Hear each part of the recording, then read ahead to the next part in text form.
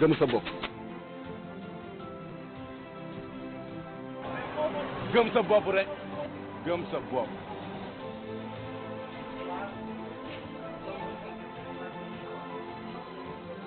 gëm sa bopp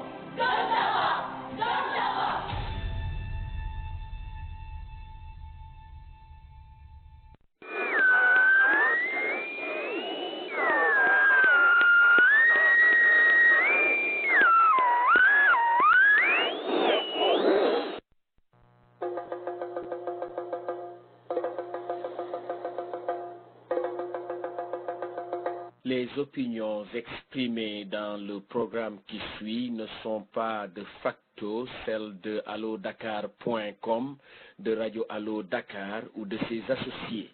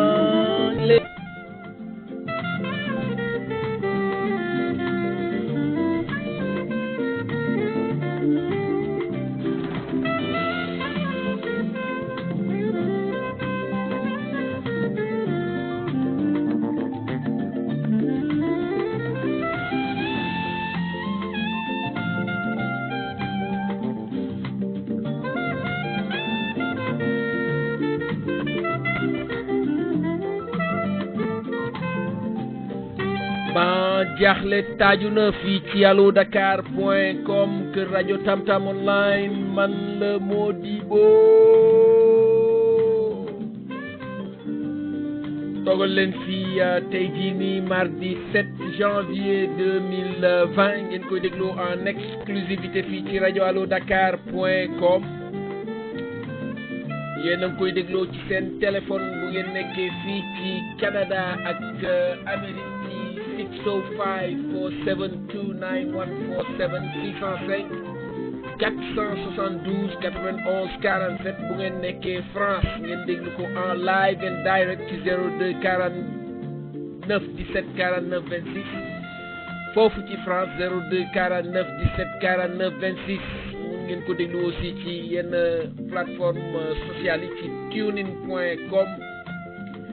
radio.sn shoutcast.com live online radio.net delicast.com radio fm 7.com sénégal radio.net sunu fm.com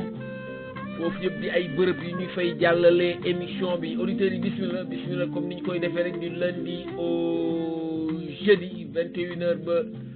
23h ñun immigré sénégalais yi ñun moodu yeeg faatu yi fii la ñu koy waxtaane fii la ñu koy taataane koom-koomu Sénégal koom-koomu Afrique ak koom-koomu adduna bi ñu ànd ci ak sunu partenaires yi GP service di yóbbu bagage yi diggante Amérique ak Dakar ñu ngi leen di yégal ne am nañu benn service GP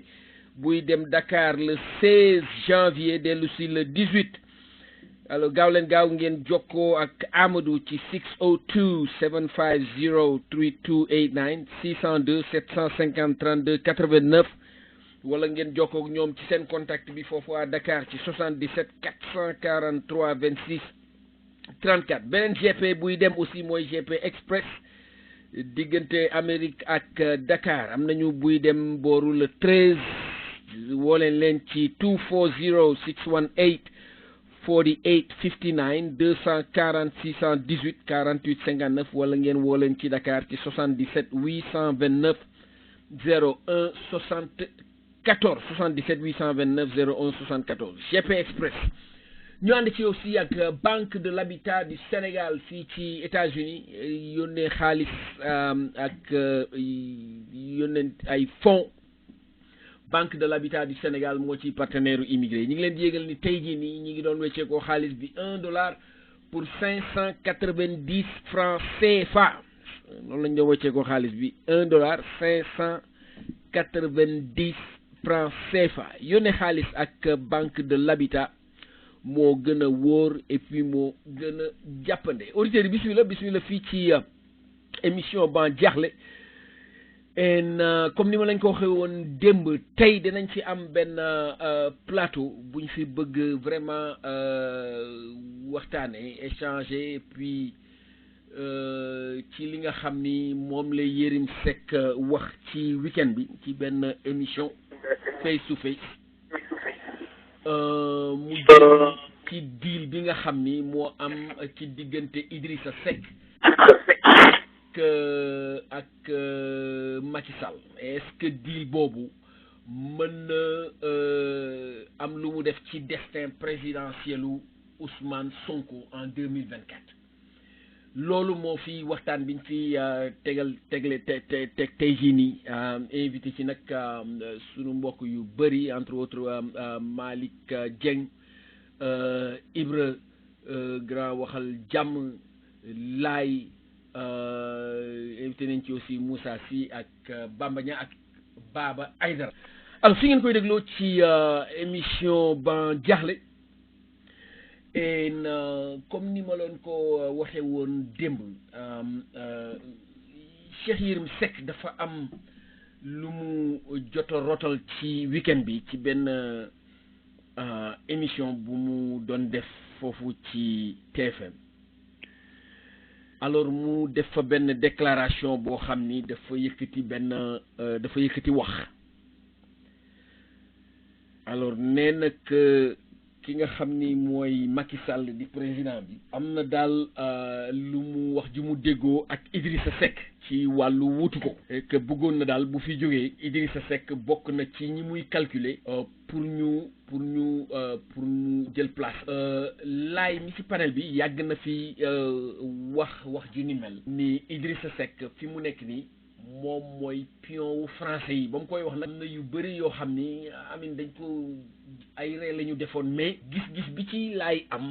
moom la ci Cheikh Yérim Seck am et que Idrissa Seck moom moo arrangé français yi en 2024 est-ce que deal boobu Macky Sall def ak Idrissa Seck su fekkente ni deal boobu am na est-ce que am na lu mu mën a def ci destin présidentiel u Ousmane Sonko en 2024 loolu mooy laaj bi amul laay mi ngi ci ligne bi alors laay yaa ngi fi de laay maa ngi lay ziar laay da nga fi waxoon ci weer yi li ñu génn da nga fi développé defee woon hypothèse boobu ni que Idrissa Seck mooy choix bi gën a jàppande pour tubaab bi en 2024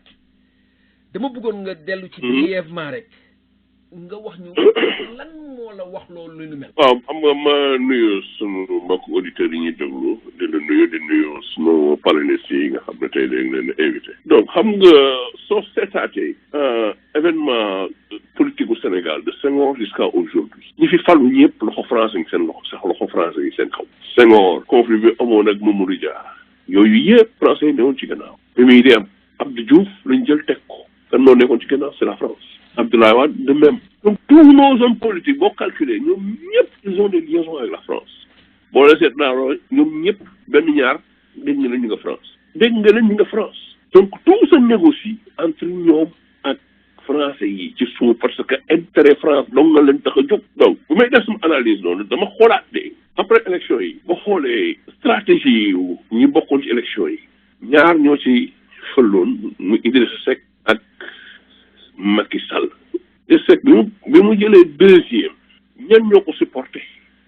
pour mu dem bay nekk deuxième. donc il y avait un les mécontents du PDS nga xam ne PDS bokkutul woon. deux c'était l'amical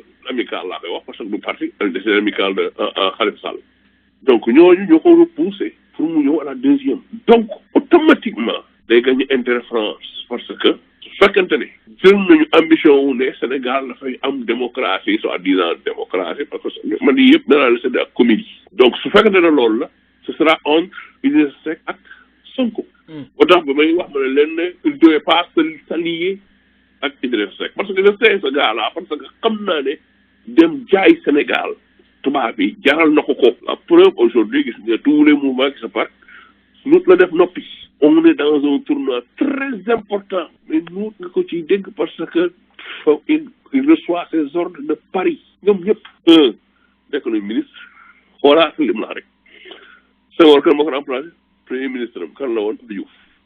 Abdou Diouf ko remplacé Abdoulaye lan la woon ministre d'État auprès de qui Abdoulaye ko remplacé kan la woon premier ministre. donc la logique mooy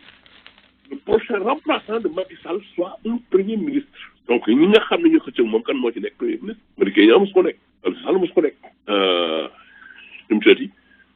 Sonko mosul nekk ministre. donc ñi nga gis ñëpp ñu succession bi boo ko calculer donc logique bi moom mooy Idrissa Seck moom moo nekk seen pion. donc nan lañ ko mën a defee nan lañ ko mën a defee foofu nag laa bëgg a ñëw fokk lañ doon wax soo voté ko def ko ci constitution bi leader de l'opposition ils auront une caisse noire. ñu jël caisse noire jox la ko la politique au Sénégal c'est la politique sale de l'argent. donc xaalis boobu 2 à 4 milliards yooyu ñu wax moom lañ lay jox. 2 à 4 milliards mais ko jox campagne am taxaw na. loolu la ñu bëgg a naxi réew mi. entre les jeux là ñuy def seen biir. moo tax man ne la logique moom mooy Idrissa Seck la ñu war a pousse parce que Sonko arrangé wu leen parce que tout ce qui fait défie l'intérêt de la France danañ def lépp ba doxal. quel que soit alpha soit ñu tëj la soit ñu def la ay yoo xam ne après ci yooyu ngay mujj ko ay tëj kaso. su fekkente ne le peuple ne l'accepte si le peuple sénégalais l'accepte ñu def ay Gbagbo ay Blé Goudé yooyu la ñuy def. Idrissa Seck on ne lui fera pas. donc élection yi ñu jëm daf ko relancer. maintenant boo gisee Abdoulaye Wade day ay jiboo yi ñuy wax yëpp te loolu looy intérêt Abdoulaye Wade. parce que ce rapprochement là ba su amee ba ñu jël xaalis ba teg ko ci loxo àdduna c'est-à-dire que le PDS est foutu. bii pour le PDS. te moom PDS da ko defar pour doomam. donc fi mu ne nii Abdoulaye Wade xaw na andi benn kii ci galgal ci biir jeu en géopolitique. avec son rapprochement avec Macky Sall. mais su loolu amul woon daa la wax nii. commencé nañu la succession. Idrissa Seck ce sera. fii ngeen koy dégloo ci émission Ban Diakhli ma dem ci Malick ñi ngi lay ziar na nga def waay ñi ngi delloo ziar nag New York. York ñu ngi sedd rek. ça va kat. c'est vrai maa ngi nuyu laay bu baax maa ngi nuyu laay bu baax di nuyu mbokk yi Bac di nuyu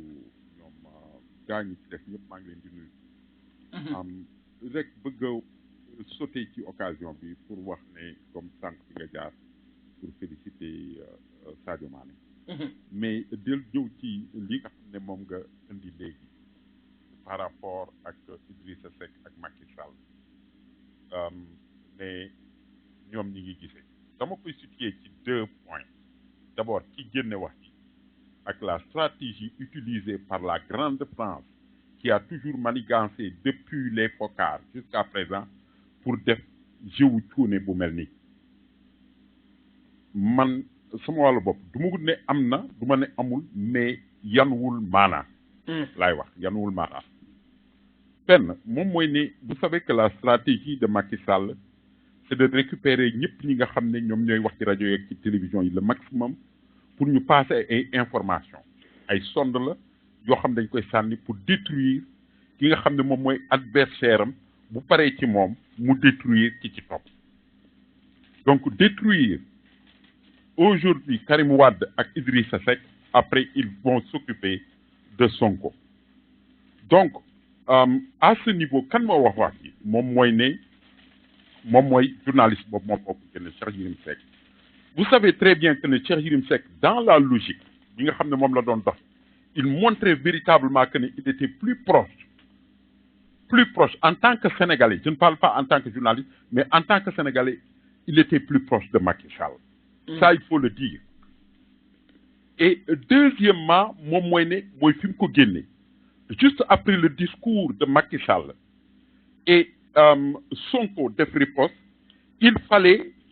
véritablement nous occuper les Sénégalais dans leur débat en introduisant un débat boo xam ne nii ku xam France xam le capital international ni ñu organisé woo et l'idéologie coloniale ni ñu ko tërale ñu fi cuune yooyu Idrissa Seck ñu ne Idrissa Seck dafa noppi waxatul dara Macky waxatul nii deful naa mais c'est une mauvaise stratégie si la France voulait que Idrissa Seck remplace Macky Sall mais dañuy wax Idrissa Seck nekkal ci rajo yi di wax tu seras financé RFI fu nekk nga di fa wax di dal ci kaw Macky Sall les Sénégalais vont croire que tu es contre Macky Sall et le jour des élections nous allons te donner de l'argent et essayer d'utiliser tous les moyens yi France am pour que nga remplace mais noppi les Sénégalais se posaient des questions par rapport au mutisme de Idrissa Seck donc bu fekkee ne Idrissa Seck tey jii Yérim Seck daf ko wax Sénégalais yi dañ naan lii de loolu la woon mais loolu doxalinu cuune bu Élysée la bu fekkee ne moom la ñu bëgg mu diriger véritablement mu diriger après Macky Sall parce que les Sénégalais vont vomir Idrissa Seck actuellement Idrissa Seck jaratul dara ci Sénégalais ñu bëri parce que dañ naan bon ñoom ñi ngi gisee mi ngi téléphone teg Karim Wade donc il y a en fait 70% ou 60% de l'opposition sénégalaise li Macky Sall waxoon ne dina leen réduire ci seen plus simple expression ci yoon boobu la ñu nekk fii Sénégalais yi di xool ak fi nga xam ne fa la mbir mi nekk du benn je trouve que aujourd'hui la France li muy dox en Afrique dañ koy étudier ci ay laboratoire defar ko ba nga xam ne buñ ko tegee ci plateau ñëpp dañ koy accepter ce qu'ils ont fait avec la colonisation ce qu'ils ont fait avec Senghor ce qu'ils ont fait avec Abdou Diouf l'article 35 et c'est ce qu'ils ont fait avec Macky Sall donc man li may wax moom mooy fi xibaar bi jóge ci ki mu jóge man du ko bu waxee ay pincettes laa koy jële parce que du koo xam ne nii wóolu naa ko deuxièmement moom mooy la France ne peut pas faire une erreur aussi grossière parce que bu fekkee ne Idrissa Seck la ñu bëgg échoué nañu le peuple sénégalais aujourd'hui s'il s'avère vrai que ne loolu am na duñ ko voter et bu boobaa dañuy France day ñàkk ab pion les gens vont se tourner aujourd'hui li nga xam moom la ñuy def nii li nga xam ne moom la gën a nuru Sonko lay gën a jouer Sonko lay gën a apporter parce que tous ceux qui croyaient que ne Idrissa Seck mën na régler problème bi te Idrissa Seck mi ngi wax ak ki nga xam ne mooy l'ennemi commun bu boobaa ñoom ñëpp dañuy virer ci Sonko ne c'est le seul opposant et c'est ça et tous ceux qui au niveau des élections législatives àndoon nañu Idrissa Seck dañ leen di def ci même panier bi donc moi je crois que ne loolu wax la joo xam ne nii c'est pour détourner véritablement Sénégalais yi ci les questions de l'heure les questions de l'heure c'est le président de la République qui nous pose ay questions par rapport à un troisième mandat étant le gardien de la Constitution nga xam ne Constitution mooy kaamilam moom mooy évangile am mu taxaw au lieu que mu pousser les Sénégalais ñu référé wu ci Constitution boobu mu ne du ma wax waaw du ma wax déedéet ça devait être un débat extrêmement important le débat aujourd'hui au Sénégal c'est les universités yi nga xam ne ubbeeguñu ba léegi les débats moom mooy xuloo bi nga xam ne amoon na assemblée ci biir APR et pour détourner tout cela ñu tegal ñu neñu envoyer un individu je mets ça entre guillemets pour nous dire que ne Idrissa Seck mooy remplacer jëkki mais ça n'a pas de sens dimbali wuñu Idrissa Seck s'ils veulent que Idrissa Seck remplace Macky Sall dañ koy pousser à être très acerbe en critiquant Macky Sall les Sénégalais vont se dire voilà c'est lui et buñ ko jëlee dugal ko présidence de la République France protéger ko mu baal Macky Sall ak ñi ànd ak moom ñu continuer ci li nga xam ne moom la Macky Sall doon def je crois que ne la plus juste stratégie pour la France et pour les politiciens yi nga xam ne yaakaar nañ ne impunité dina am en 2024 ñooñu dañu def ay erreurs yu doy waar. jërëjëf Mody. ma jàll ci grand Mboup.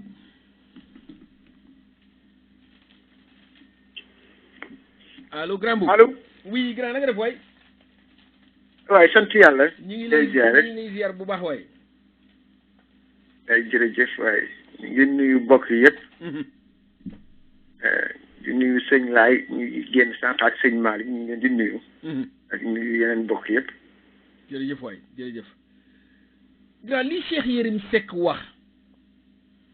ni diilu Macky Sall beeg Idrissa Seck pour 2024 est-ce que xel mun na ko nangu ak cielu Ousmane Sonko en 2024. ah jërëjëf sëñ Modibo ci laaj bi waaye wante d'abord damay def synthèse kat fakal sëñ Laay ak sëñ Malick ci génn yi ñu génn di wax ni révélation yi nga xam ne moom la Cheikh Yérim Seck def kan lay avantager. C'est une première question. Une autre question mooy Cheikh Yérim Seck révélation yi mu def ci ay élections yu jub si du tey rek la ko mas a def na ko en Guinée avec Dadis Camara si vous vous rappelez et te loolu Dadis attaqué woon na ko ba attaqué Jeune Afrique te loolu yaakaar naa ne sax bu fekkente ni jëliwu foo Cheikh Yérim lu ci bari daal yàq na ko ci fa mu nekkoon beneen bi mooy beneen question bi mooy le personnage d'Idrissa Seck waaw deal boobu mën na possible parce que le personnage même et sa stratégie politique ku ko xool depuis booba ba léegi mën nga ci indi njàngat waaye damay dellu si waat rek ci li sëñ ay wax ak sëñ Karfakala Malick et pour mémoire si vous vous rappelez bien après 2012 am na benn vidéo bu doon circuler et ñu tuddee woon ko le plus grand complot de toute l'histoire du Sénégal avec Jean-Christophe Rufin qui fut ambassadeur en fait au Sénégal et ñu wone ci l'ascension du président Macky Sall ni ko France Tungome ci selon cette vidéo là jëlee ko yóbbu ko en France def ko chevalier de l'ordre jëllu si waat ko et ben jox ko les moyens jox ko une télé et une radio parce que Youssou Ndour moo amoon moment yooyu jumtukaay yooyu donc il fallait organiser et en ce moment il disait que la France disait su fekkente ni li lay abordé ak ci aspect boobu la France disait que elle avait peur d'Idrissa Seck parce que c'est quelqu'un qui réfléchit beaucoup et qui est très difficile à manier. Alors entre 2012 et maintenant lan moo fi changé ba France wala wóolu kat fokale Idrissa Seck. Donc cette première thèse là ce premier aspect là loolu laay indi en fait la position de la France en 2012 et juste après 2012 ou avant en fait 2012 par rapport à en fait à la candidature du président Macky Sall et aujourd'hui li ñuy wax ni peut-être moo nar a tungoom Idrissa Seck. mais grand juste parenthèse diggante 2012 ak léegi Idrissa Seck nekk na fi Tidiane jóge fa dem soli mbubu murit. waaw mais moom laa bëgg xam nga bu fekkente ni am nañu tuuti temps dinañ aborder la personnalité de l'individu. parce que su nekk solo boobu mu def cette tortuosité là daf ko wone sax ci même même ànd bi mu ànd ak le président Macky Sall en 2012 xeex Ablaye Wade bi muy wax tout sauf Wade et tout en fait avec Macky Sall et ensuite dellu si waat génnaat dans la coalition juste après 2012 en fait en 2013 et déclaré ko ci rajo yëpp génn fa parce que tout simplement il disait que la ligne de conduite en fait de l'APR en tout cas du gouvernement du président Macky Sall arrangé wu ko woon et aussitôt mu daal di nëbbuwaat en fait il devient discret encore et quelque part après c'est le même scénario il va il vient et là je peux amener un peu personnalité nit ki mooy dafa yaakaar ni politique affaire malin là, être malin, rusé, c'est pas ça. Tous ceux qui ont gagné des batailles présidentielles au Sénégal, que ce soit le président Ablaye Wade, combien de temps il a lutté? 40 ans. Le président Macky Sall, il a fait. Moi, je suis dit, dem ba ci àll bi, di agné sandwich di ko reeree. Ba moom mu topp ci moom Idrissa Seck. Donc, ceux qui l'ont connu, ils savent que sa stratégie, c'est affaire mu santu def ay deal, ay affaire mais mouiller le maillon sur le terrain politique, alors là, c'est pas son fief. Alors, donc, mën nañu yaakaar ni ci li nga wax léegi rek li ngay laajte moi je crois que kii wax ji d'abord war nañ ko seet bu baax parce que c'est pas une première par rapport à sëñ Maam kii mu def déclaration yu mel noonu tout juste maintenant et peut-être c'est pour détruire Idrissa Seck on ne sait jamais et par rapport à ce que dit Laye aussi je pose le problème en fait du grand complot de l'histoire du Sénégal avec Jean-Claude Ruffin qui est vraisemblablement loo xam ne moo yóbbu le président Macky Sall au pouvoir waaw et ñaari aspect yooyu mën nañ ko téye en attendant et pour revenir beaucoup plus amplement maintenant sur d'autres détails pour montrer la tortuosité en fait du président Idrissa Seck. fi ngeen koy dégloo ci émission Ban Diakhli deal bi ki Cheikh Yérim Seck génne diggante Macky Sall ak Idrissa Seck lan la mën a def ci destin présidentiel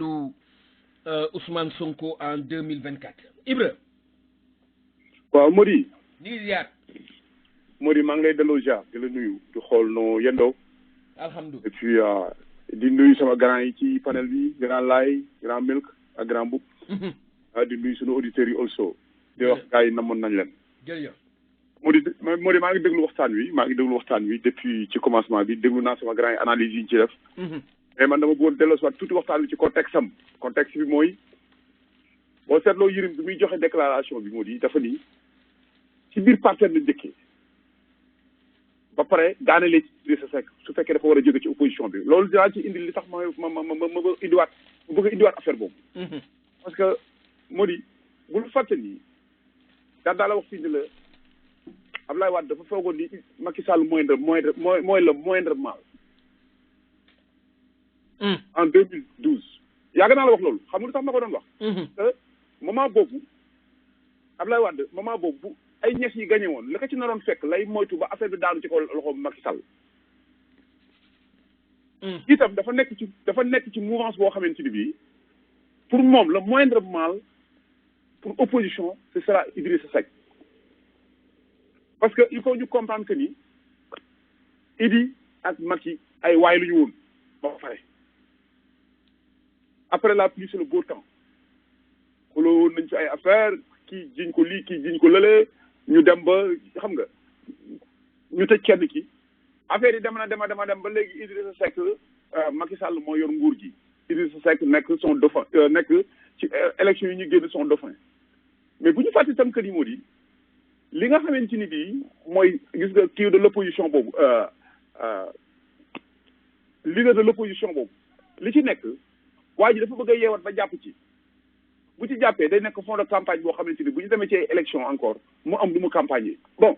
nit ñi nag mën nañ ko analyser ci que ni Idrissa Seck mën a nekk pion français yi wala yooyu parce que il a un silence assourdissant boo xamante ni bi kenn xamul moom lan mooy ay kiyam waxatul ci waxu le quotidien des Sénégalais ak yooyu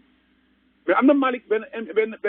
analyse bu am solo bu mu def mooy que ni su fekkee ni ñoom ñi nga xamante ni ñooy tubaab yi dañu bëgg noonu la ñu ko xalaatee defe ni sénégalais dinañ leen seetaan ñoom ñu tànnal ñu ki nga xamante ne mooy kii et puis duñu exiger que ni Idriss Seck la war a nekk kon cuune la ñu léegi kon nekk nañu cuune léegi parce que loolu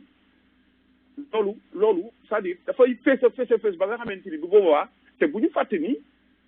élection yi fi jógee dafa am ñoo xam ñi nga ŋànk benn affaire boobu mu metti leen ba léegi muy la jeunesse dañu am seen candidat parce que loolu dafa bokk ci ni nga laajee question bi lan moo nar a nekk kon le sort de Ousmane Sonko ci élection yi di ñëw donc loolu dafa nar a joué ba nga xamante ni bi gis nga le fait que Sonko nekk un jeune ñu jóge ci élection yi ba léegi teggiwul tànkam fu mu ko teggoon loolu mooy que ni booy bi dafa bëgg a jëm ci kaw te pour mu jëm ci kaw il faut que ces prochaines années là du may Macky Sall un iota mais nag soo xoolee ni affaire bi demee waa ji li mu wax comme ni ko Malick waxee ah Cheikh Yérim Seck fii dafa feeñal boppam correctement li tax dafa feeñal boppam correctement mooy dafa am yoo xamante ne bi ay déclaration bi soo ko génne da ngay wan ni man vraiment je suis dama trempé wu ci biir kon moom mi ngi wan nit ñi que ni je suis trop proche de Macky Sall bay wax xam ñan la yéene affaire bi ci parti am ak ñan la ko yéene ci opposition bi mais nag loolu yëpp moo di mais loolu yëpp nag su ma ko bëggee résumé man damay jàpp ni le pouvoir dañu bëgg diversifier nit ñi ndax boo seetloo Yérim ci biir waxam am na benn moment mi wax naan fondement bi ñu defee déclaration Macky Sall bi ak kii bi mu ci boole ci ginnaaw moom moo ko conseillé donc kon moom su fekkee daf koy conseillé ci ko sur le plan communication benn communication boo xamante ni day diversifier nit ñi ndax Yérim foo ko fekk ci ay deal la nekk moom ci boppam waxuma ñeneen ñi ne mais moom ci boppam foo ko fekk ci ay deal la nekk xool nañ stratégie bu ñu mën a yàqal waa ji xool nañ stratégie bu ñu ko mën a taxal que ni français yi moom la ñu bëgg mais affaire yi du français yi ñooy bëgg sénégalais yi ñooy bëgg te lii ma gis mu commencé nii ni jeunesse bi nekkee ci ginnaaw Ousmane Sonko continuer di dem ak moom primo votant yi nga xam ne voté wuñu woon booy yi xam ñoo fi màgg teggiwul tànkam waxuma la ci xoolal ci kaw la jëm mais nag koo gis mu jiite réew mu di koo gis mu jiite réew balaa muy dem bëgg na protéger ses derrière léegi nag gis nga protéger ay derrière am yooyu bu ci yegg kanamee dina dem ba nga xam ne ci au niveau de son parti même day am ay éclatement éclatement yooyu nag soo ko boole ak positionnement yi nga xam ne moo nekk ci biir opposition bi mais élection 2024 élection yu important lay doon. asalaamaaleykum Baba Aïdara. ay élection yooyu doo xam ne lay doon moo di ay élection yu importante lay doon parce que ki fi nekkoon Sénégalais bi ñu ko may mën a dafay jëf ay troisième mandat loolu moom bu mu ko fi sax jéem a xalaat ndax bu ko fi bëggee indi coow loo xamante ni bii la daloon Abdoulaye dina ko ci dal ba pare ñu naan déet instant bi ñu toll opposition bi ak ci biir partem soulèvement yi nar a am ci biir partem courant yi nar a am ci biir partem pour ab seen wane seen ambition loolu moo tax ñemeegul wax que ni dafay dem troisième mandat wala du ko def ñemeegu ko parce que su ko waxee au sein de son parti même ñooy njëkk a éclater affaire bi ñoo ko naan du ci dal te mënuloo xeex ak sa biir parti ba pare di xeex ak opposition bi non je ne pense pas donc man complot boobu ñuy wax noonu man gëw ma ni. complot war na mën a am déggul rek. dañ ci. wax na troisième mandat bi de da nga ko dégluwul rek xanaa. mais dafa ni ma foog ni dafa nii du ci wax waaw du ci wax déet parce que day bañ bu ci waxee léegi ñi nga xam ñooy ay ministre duñu liggéey te defe naa man loolu laa comprendre ci waxam. wala am na neneen mën ko waxee xam nga bi ñu ko laajee daaw dafa ne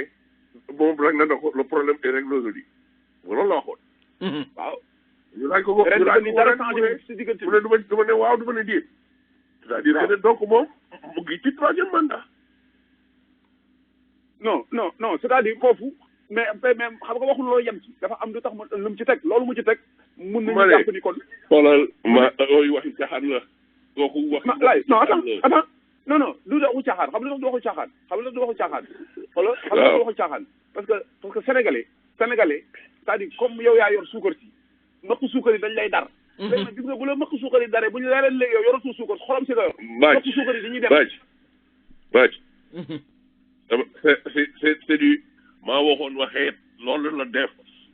non njëkk egguñu foofu lay. egguñu foofu dafa lay jox moo tax mu leer. du ma ne waaw du ma ne déet. non xam nga am na lu mu lay simple bokkaanuma c'est terminé. léegi mais ma waxoon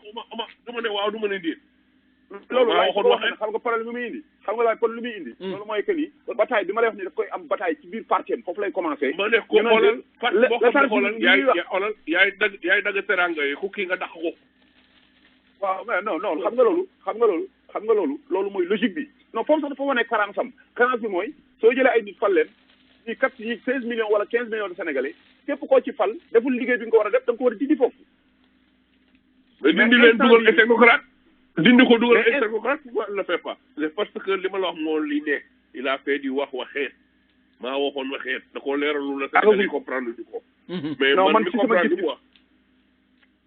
baax na yow comprendre nga xëy na man comprendre ko mais man daal dama jàpp troisième mandat bi ba ñu paree ci élection ba ñu paree ci constitution bi laan ko wax fi ci rajo bi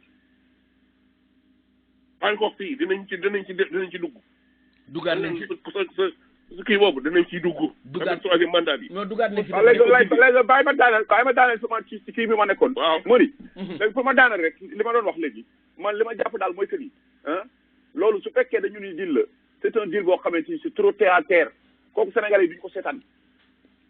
nan nag fexe moom ba na organiser ay élection yu leer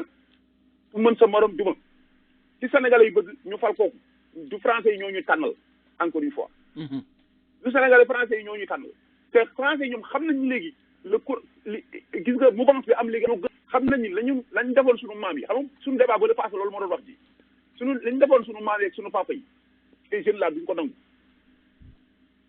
dañ leen découvrir maintenant duñ ko nangu comme ni ma ko waxee woon keroog xoolal ñoom li ñu xam ñun dañ ko xam ñoom dañu bokk ci école yu jàngukaay yi di jàng dàq lu ñuy jàng ëppale wuñ ñu ko parce que tout simplement seeni maam yi ñoo ñëwoon suñu dëkk yi ànd ak ay mëkk doom ak ay yooyu napp suñu maam yi imposé wu léegi nag loolu le monde est révolu dafay dañ de loolu dafay dañ xam nañu loolu moo tax ñuy changé ay franc CFA parce que xam nañu franc CFA bi mooy point boo xam ne fu ñu ko waxee sénégalais ak africains yi xaw a calme wala du français yi ñoo ñu tànnal sénégalais yi ci boppam ñooy xool ki leen doy xam ni kii moo mën a yor réew mi ñu jox ko du français yi man loolu laa jàpp mu di ma daanale foofu mu di jërëjëf Ibra li nga wax am na solo sunu maam yi ragaloon nañu maxa doom mais génération yii nii ñii nga xam ne dañuy dugg ci géej gi dem ñooñu ragaluñu maxa doom ma dem ci Bamba Niang allo Bamba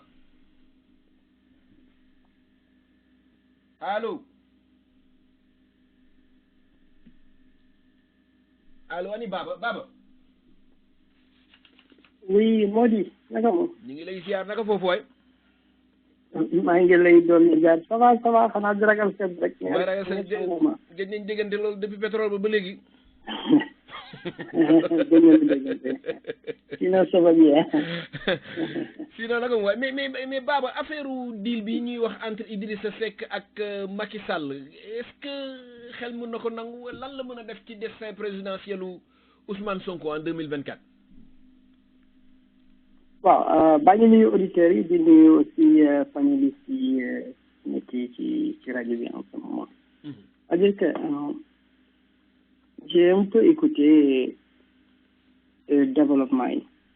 j'ai trouvé encore ci ay wax quoi j'ai trouvé beaucoup d'incohérence pare incohérence si on dit que Idrissa Seck par exemple c'était le choix des Français en 2024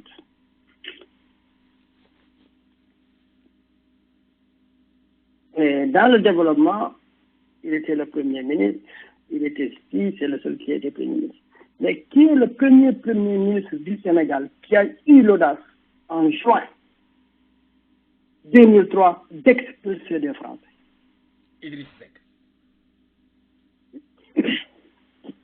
Donc la trajectoire de l'homme bu ñu koy juger mën nañ ko comprendre mais la trajectoire de l'homme c'est quelqu'un bi nga xam ni il est très droit sur ses idées. nit ki nga xam ne d'abord Sénégalais yi luñ koy accuser mooy français la gouverneur français la ñu jëppiki ci loolu est-ce que donc France tey politique bi nga xam ne da koy arranger candidat bu koy arranger est-ce que France dina jouer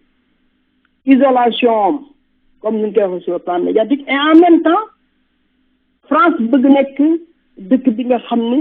dañ ko bëgg booleeg ki nga xam ni dañ ko jéppi en fait c'est-à-dire que amul sens c'est-à-dire que ni kon stratégie France baaxul kon vraiment stratégie France dafa nuire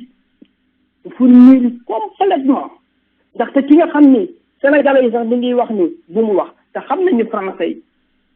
bien que léegi am nañu suñu ay journal wolof suñu journal pulaar no rajo mais xam nañ ni français yi ku mu bëggaan am en Afrique c'est-à-dire que ni rajo yi ci àdduna bi yëpp dinañ la jël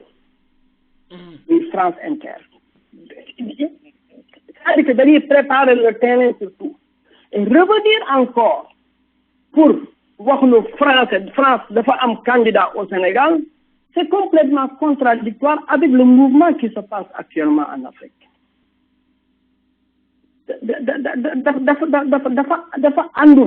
dafa àndul parce que ñun Sénégalais bu ñu demee par tey di taxaw à bras le corps ni français fa sax bëggutuñu ko français yi dañ leen fi jëlee français yi nangam et en même temps on dit que ni France am na candidat moi je trouve que benn genre insulte la même à la jeunesse sénégalaise et à la jeunesse africaine. Donc ce n'est pas à la France de décider à la place des Africains et des Sénégalais. Et encore, c'est pas la France. Non, les Sénégalais ñoo voté. Donc étape boobu on ne peut pas dire que ñun mi ngi dem ñoo moom suñu bopp gënuñu muus gënuñu yeewu et en même temps on revient pour nous dire que ni tubaab bi am nañu candidat bi nga xam ne moom nañu bëgg tey c'est-à-dire que ni dootul ànd ak ñun suñu taxawaay ak suñu demuwaay suñu dégg. Maintenant la sortie de Yérim Seck bi da ngay jëkk xool ci fan la génnee ci moment bi nga xam ni moment de doute là au sein de l'État où tu as un Cissé Lo qui tire à gauche, tu as un Moustapha Diakhaté qui bombarde à droite, donc dafa mel na ni mbappatu portugais bu tas ci noonu un président de la République jéem a récupérer toute la presse sénégalaise def déclaration ñëw invité leen pour wax ak les citoyens sénégalais après une année qui a été déclarée année sociale année de dialogue ñu waxtaan dajale suñu xol yi gannaaw bi mu amee victoire njuut njaaj talatu ko mooy nañu toog nañu waxtaan et à la fin de cette année mu terminer que en beauté c'est ce qu'on appelle une liberté d'expression fu nit war a li nga xam ne moo gën a tuuti ci droit bu nit mën a am mooy fu muy waxee le droit d'informer et d'être informé même bu fekkee ni organe bu nekk fële moom boppam bi nga xam ne am na indépendance boppam moo jël décision bi étant un chef d'État jour bi nga xam ne jour de fête la jour de communion la jour bi nga xam ne yow dafa ànd ak ca li nga xam ne moom nga doon wax ci année sociale année de dialogue bi nga doon interposer wu ni tey du bés bu baax pour nga tëj tel rajo même bu ñu waxee excuse ni émission wu opposant bi fay jaar bi dana fekk mu jeex mais ku xam nu ñuy organiser émission ngay invité benn autorité pression bi am bi quelques heures avant liggéey bi am bi équipe bi ànd bi nekk ci gannaaw ñi nekk ci kanam ñi ñuy gis ñun dul gis ni tellement que dafa bare après y a un père de famille qui est là sur la table mu xam ni bu paree ci émission bi une semaine dafay retrouver wu au chômage nga gis boobu pression psychologique bi ci am ñu ñëw ci li nga xam ne yow woo nga adduna bi pour que ñu ñëw woo nga sénégalais yi woo nga ñi nga xam ni lii moom leen yellool mooy ay journalistes ni mën la laaj question pour répondre à une question aussi simple sur ta candidature. Mais tu n'as qu'à rappeler ce que la Constitution a dit et c'est cette Constitution que tu as fait voter au référendum ou que tu nous as imposé au référendum. Lan moo gën a simple ban mooy moment bi nga xam ne vraiment njiit war na nekk en communion ak waxtaan ak askanam lu dul le 31 décembre. Gannaaw bi nga xam ne ni ñëpp journal kenn du déglu beneen télé du wax dara ñëpp dañuy branché wu ci discours président de la République nga dale ci nga cel sa makkaan nga dagale ay journalistes mais pour répondre une question aussi simple lu constitution bi li nga doon wax ci constitution bi ni réglé na ko li nga doon wax ni yow mënatoo nekk candidat le 31 décembre le discours à changer de mënatul nekk te tey du ma tontu waaw du ma tontu déet. Où est la constitution dans tout ça? Voilà le véritable débat. Mais débat, c'est pas un mercenaire de la pluie, mais nous pour nous créer encore une doute dans la tête des Sénégalais parce que nous avons un gouvernement qui doute. Il faut que les gens soient croyants un peu. Ku ci nekk nga xam koo far. Et ça dit que ni dañu nekk ci benn situation bi nga xam ni y a un état qui est là sur place buy douter. te noonu muy douter nag il faut que mu créer doute ci bopp nit ñi. Le même journaliste, vous suivrez dans l'émission que j'ai pas terminée, il y a une incohérence même chez le Miwa. Comment tu peux dire que le gars, dans son parti, a 4 candidats, et dans l'opposition, Idrissa, wala mu ngi waxanteeg Idrissa, mu ngi waxanteeg Karim Wade. On oublie même mu ngi wax ak Karim Wade, mais on insiste si mu ngi wax ak Idrissa Seck. L'objectif est clair, c'est de démolir l'homme. Ça a été à l'époque avec le messager, ça a été à l'époque avec les convoqués, les diplomates sénégalais basés à Dakar pour lire le rapport de l'inspection générale d'État concernant Idrissa Seck. bu ñuy insister toujours ci Idrissa Seck pourtant waa ji wax na ni mu ngi waxanteeg Karim Wade mais mu ngi waxanteeg Karim Wade foofu bu wal joxati la beneen incohérence. Il y a moins de 2 mois de cela, des hauts fonctionnaires de l'État formés ci xaalisu contribuable sénégalais bi dem à Genève reconnaître ce que les Nations Unies ont dit sur le cas de Karim Wade. Ces gens-là ñu ngi dàq leen et tu me dis que le gars-là mu ngi waxtaan ak kooku. Tu reviens sur Idrissa Seck. Voilà quelqu'un bi mu nekkee ci nguur ak moom lépp li nga xam ne ñaaw na pour ñu teg ko ci deru Idrissa moom moo nekkoon l'instigateur. Comment kooku dina am confiance que Idrissa Seck bu fa jógee moom moo ko mën a remplacer. Macky Sall benn successeur la am en tête et ce successeur là c'est lui-même. C'est tout. Leneen bu demee ba Sénégalais yi mënuñu ko nangul mu seet ci ñi nga xam ne dinañu sauver bakkanam mais Macky Sall mësul am confiance ci Idrissa Seck Idrissa Seck mësul am confiance ci Macky Sall te Macky Sall a pratiqué l'État il est la première autorité de ce pays là xam na lan mooy doole yu réew te xam na Idrissa Seck bu yoree doole boobu mu teg ci loxom Macky Sall du mucc. Avantage Ousmane Sonko. Macky Sall du def luy avantage Ousmane Sonko. Parce que crime bu gën a odieux bu ñu def un fonctionnaire de l'État. Xale bi nga xam ne bi ko waajur yi demandé wala bi ko askan wi demandé demal jàngi mu dem jàngi mu dem wuti xam-xam. ñëw servir son pays pendant des années et dignement nga ñëw nga sosal ko ba dàq ko ci liggéeyukaayam kooku yow Macky Sall mi ñu rejeté doo seet ki nga xam ne tey jii kooku nga ni mooy sa moindre mal wala kooku nga xam ne tey jii bu la remplacer mooy tane kii buñ ko jëlee et en même temps ngay def li nga xam ni moom mooy yàq turam mënul nekk c'est pas possible. Comme mu waxanteeg Idrissa mu ñàkk waxanteeg Idrissa la flèche Sonko va continuer de monter mu neex ko mu naqari ko.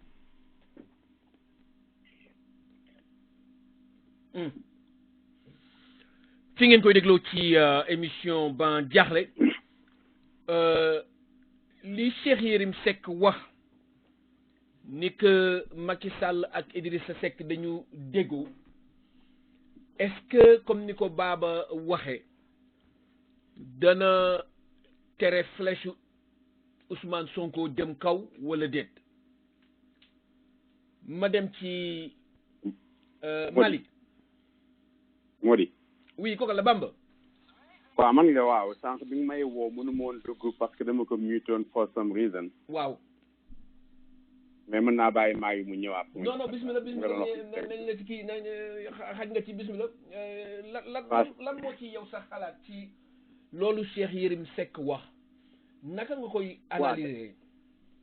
waaw en fait man plus que débat bi di am mais xaw a gën a confus tuuti parce que au départ bi ma koy dégg li ma jàppe woon rek mooy bon wax la nii rek kuy wax nii pour am attention parce que Cheikh Yérim Seck a besoin d'une attention parce que normalement Cheikh Yérim na gën a si bu fekkoon dans les pays les plus développés des gens ils sont respectés nga xam ne kii képp koo xam ne kii dafay nekk di waxu askan wi xëy na Cheikh Yérim Seck dootul amati droit à la parole donc il a tout le temps besoin de mon avis def buzz pour affaire yi focaliser si moom parce que dafa ñëw au Sénégal après que son passage à des journaux yu xam importance def un bon travail si yenn yi am na yoo xam ni c'est un peu douteux am na kenn ku wax sànq léegi si ay diir lay nekk yooyu y a beaucoup de choses yoo xam ni c'est douteux c'est Cheikh Yérim mais aussi il a une histoire boo xam ne bii nag ñun aussi mënuñ koo téye ñàkk a fàtte parce que vraiment c'est pas quelqu'un boo xam ne bii il est crédible koo xam ne kii mënuñ koo wóolu ak suñu ay gone yu ndaw waruñ koo bàyyi ba nga xam ne loolu ceci étant dit boo dégloo wax bi en fait li baa wax dëgg la dëggwul quoi boo xawee ba sa biir c'est pas cohérent c'est quelqu'un kuy fiche rek sànni fii sànni fee et cetera xam nga ñi mu lim ñëpp ne ay dauphin wu Macky Sall lañ président Macky Sall lañ ñi ñëpp li ñaa ngi koy wax est-ce que Macky mu ngi waxanteeg Idrissa Seck waxu lu ñu wax waxaanu dara dafa wax rek ñu ngi waxante maintenant moi ce que je pouvais bu ma doon def analyse politique maintenant est-ce que Macky Sall mën na wax ak Idrissa Seck mën na wax ak Karim Wade peut-être c'est envisageable bu fekkee xam nga politique tuuti du moins man sama gis-gis parce que ñooñu am nañ au moins un point en commun c'est-à-dire que ce sont des gens qui sont issus du PDS pour ne pas dire de la famille libérale du PDS tout court et donc am na loo xam ne ñoo ko bokk en commun etc. Rappelez-vous en 2012 il y a eu des démarches je crois que c'est Habib Sy qui racontait l'histoire il y a eu des démarches de rassemblement pour la grande famille libérale et quand on s'est rapproché il parlait de Idriss Seck il n'a pas dit non il a dit tout simplement loolu de xanaa bu doon am Macky Sall moo koy jiite parce que Macky Sall moom moo amoon légitimité de la majorité mais néanmoins pour revenir à ton débat je crois pas que par exemple que ni il y a aucun rapprochement aujourd'hui entre Macky Sall ak Karim Wade wala Idriss Seck encore une fois ça c'est des choses yoo xam ne très compliquées nit ñi ñëpp dañuy wax opinion nii rek quoi mais amul kenn koo xam ne kii mën na si teg loxoom daal ne lii moo am wala amul est-ce que logique na est-ce que cohérent na est-ce que dina nekk ci avantage yu Macky Sall pourquoi muy nekk ci avantage aujourd'hui il a la légitimité c'est l'homme du pouvoir c'est lui qui est au pouvoir aujourd'hui et il vient juste de sortir des élections donc amul kenn kuy laam-laame ndax bëgg nañ ko wala bëgguñ ko ndax vraiment les Sénégalais ont confiance en lui ou pas et dans son parti et lui donc aujourd'hui on évite même le débat du troisième mandat donc pourquoi ngay nekk foofu di éviter le débat du troisième mandat et en même temps ngay nekk di jéem a rapprocher des gens qui sont à l'extérieur de ton parti ce serait très contradictoire avec li ñuy wax que ni aujourd'hui ce qui fait que au sein même de l'affaire on évite le débat c'est parce que pour ñu bañ a am implosion là dans le même temps tu ne peux pas dire ça ba pare nekk di wax ak ñeneen là automatiquement implosion mooy taxaw parce que ñu nekk ci biir parti ñu dañu amee way na minute en fait ñii wóoruñ ñu sax bu fekkee éventuellement ñun amuñu droit wax mais ñoom ñu ngi négocier ak ñeneen yaa ngi gis may waxee de donc pour man voilà pour man logique bi daal débat bi mën na bañ a sore mais maintenant quant à ce complot là de la France des trucs comme ça je respecte beaucoup je sais que ñi intervenir ay borom xam-xam nga ñu duñ mën a vraiment je suis tout le temps impressionné par li ñuy waxee mais le complot français là en Afrique là yooyu moom yu si bëre daj na quoi dem ay tournam demee woon nekk nii ñun jamono yi képp koo xam ne ki yaay suñu président en tout cas au Sénégal ñun ñoo ko tànn et dañu nga tànn sur des critères yu variables amul kenn koo xam ne par exemple aujourd'hui mën nga toog di laam-laame est-ce que Macky Sall a été élu par les présidents ou par les Sénégalais ou pas c'est pas possible. Vraiment, si on est de bonne foi. Maintenant, la deuxième partie de ta question, à savoir Sonko. Bon impact ngay am Sonko, la réponse serait très simple, c'est de dire amul ben impact parce que wax bu taxaw quoi, you know, c'est amul ben impact si sama gis-gis. Voilà quoi. C'est ce que je pense. Mali. Mais bon. Waaw Modi. jàll ci destin wu Sonko que deal am mu ñàkk am est-ce que 2024 am na lu ci Macky Sall mën a taxawal moo xam déggoo ak Idrissa Seck la wala déet est-ce que am na lu mën a détourner destin boobu. Waaw Modi, ça c'est une question pertinente mais li ma ciy wax moom mooy ne le destin de Sonko est lié au destin du peuple sénégalais. Parce qu'aujourd'hui, dañu nekk ci célébé yoon et que ni ñu daan politique au temps de Diouf wala Wade wala Senghor dafa changer bu baax parce que nit ñi dañoo gën a yeewu. J'ai entendu l'autre jour président Ousmane Sonko di ko wax pas à la création du PS après l'UPS. Senghor a vu qu'il fallait former des cadres tels que les Doudou Sine et autres pour insuffler véritablement une vitalité au niveau du Parti socialiste. Et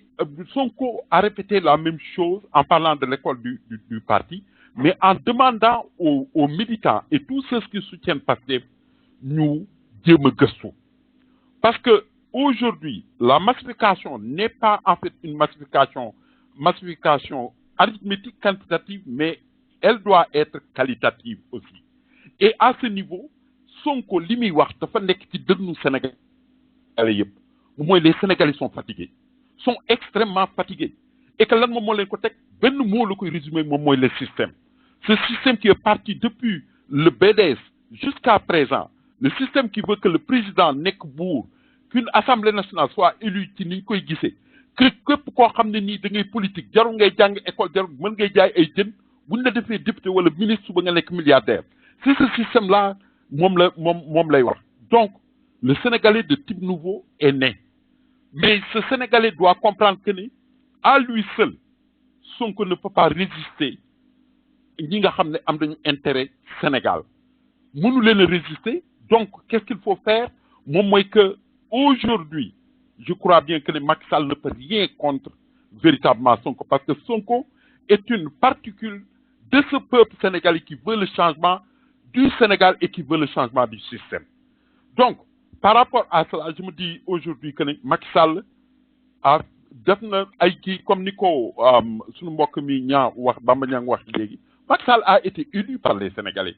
Et je fais partie des gens qui ont voté pour Macky Sall en 2012, croyant que le changement au Sénégal, passant par les institutions, dafay jàll. Mais Macky Sall, man li ma waxoon gisuma ci dara. Man personnellement li ma waxoon gisuma ci dara. Donc, moi je crois bien que du noonu dañ koy soppee. Mais aller jusqu'à dire que la France ne peut pas changer les élections au Sénégal, loolu man duma ci ànd 100%. Les États-Unis, c'est une démocratie moo gën a avancé foofu suñu démocratie. Ñoom ñoo ëpp ay moyens foofu yu ñuy def ci seen démocratie. Et ils ont des problèmes ci élections yi passées avec la Russie. Donc la France peut utiliser les mêmes moyens, utiliser beaucoup d'argent pour véritablement changer le vote des Sénégalais. C'est pourquoi quand Sonko parlait de l'éducation de ceux qui doivent venir au niveau de Pastef, mais aussi créer une école du parti pour que les dirigeants de ce parti véritablement menent régler les problèmes, menent conseiller, menent sensibiliser, menent comprendre les problèmes de l'heure, loolu, je crois bien que ci lañu wara nek. Donc, moi je me dis aujourd'hui que notre destin est là. Les Sénégalais veulent un changement. Ils attendent à ce que ñu am leader bu leen di conduire. Su fekkee ne leader boobu ñun gis nañ ko, man day sama wàllu bopp ki mu ko gis moom mooy Ousmane Sonko. C'est le seul aujourd'hui koo xam ne nii mën na taxaw véritablement par son charisme, par dëggoom, par aussi son âge et par rapport à cette rupture générationnelle bi nga xam ne dañ ko yàgg a jooy. Bu boobaa moi je crois que c'est en fait l'homme idéal boo xam bu ñu ko poussé de bouclier autour de lui ne pas commettre les mêmes erreurs yi ñu def ak Ablaye Wade li ñu def ak Abdou Diouf et autres, c'est-à-dire que montrer que le pouvoir est incarné par Ousmane Sonko, mais à l'intérieur c'est tout le peuple sénégalais qui gouverne aujourd'hui. Écraser Ousmane Sonko, d'autres Ousmane Sonko vont naître. Et si la France comprend cela, si les ennemis du Sénégal comprennent cela, et si les Sénégalais qui sont de l'autre côté comprennent cela, je crois bien que Ousmane Sonko dina ag fi nga xamné fa lañu bëgg mu ag et dinañ ko protéger ba nga xamné yenn erreur yi nga xam politiciens yi ko jitu def nañ ko te nguur diko joxe muy ab fièvre bo xam nguur rek mo koy joxe fièvre bobu du ko dal te loolu dama ko koy ñaanal bis bu nekk que fièvre bi dal ñepp ñi taxoon Abdoulaye Wade après 20 et quelques ans d'opposition dellu si ñëw def ses erreurs Macky Sall victimisé Sénégal yi yaakaar ne moom bu ñëwee en tant que gars boo xam ne il est né après les indépendances du feebar boobu dal ko nous prions pour que feebar boobu bañ a dal Ousmane Sonko te am naa ci yaakaar bu baax donc par rapport à cela moi je me dis aujourd'hui que ni Macky Sall ni la France ni les ennemis intérieurs et extérieurs du Sénégal mënuñu arrêter Ousmane Sonko donc lii muy deal muy ñàkk a deal bu dee deal bu dul je ne rejette pas Karim Wade mais mon choix se porte sur Ousmane Sonko en voyant que en fait moom ñii li leen ci fekk moom fekk ko ci li ñu mën a suqi sekki ay dëkk ci ñaar ñii mën ñu ko sekki ay dëkk ci kii donc véritablement s'il faut choisir il faut choisir le meilleur et pour moi le meilleur c'est lui et que les Sénégalais comprennent que ça ne sera pas facile à lui seul il ne peut pas changer le Sénégal à lui seul il ne peut pas changer le système il faut que tous les Sénégalais de quelque bord qu'ils se situent ñu ñëw former un bouclier ànd ak moom ñu récupérer suñu réew ci tubaab yi mais tubaab yi nekk du weex ya nekk France mais yi nekk aussi au Sénégal donc pour répondre à ta question je ne crois pas que Macky Sall war na mën a def dara Ousmane Sonko parce qu'il y a des milliers de Ousmane Sonko derrière Ousmane Sonko et les Sénégalais veulent le changement ik et nang naaw lañ ko bëgg donc loolu laa ci wax moo di ci sa question boobu merci. jërëjëf waay ma dem ci Moussa Sy Moussa. waaw Modibo. ñu ngi lay nuyu di la jaajëfal ci sa teewaay ci waxtaan bi xam naa ni dañ doon waaj a aborder deuxième phase waxtaan bi ma bàyyi la nga dugg ci première phase bi muy deal bi Chérif Yérim Seck wax ci Macky Sall di déggoo ci ay wax ak Idrissa Seck lan la mën a def ci destin présidentiel Ousmane Sonko 2024 su fekkee destin boobu lu am la.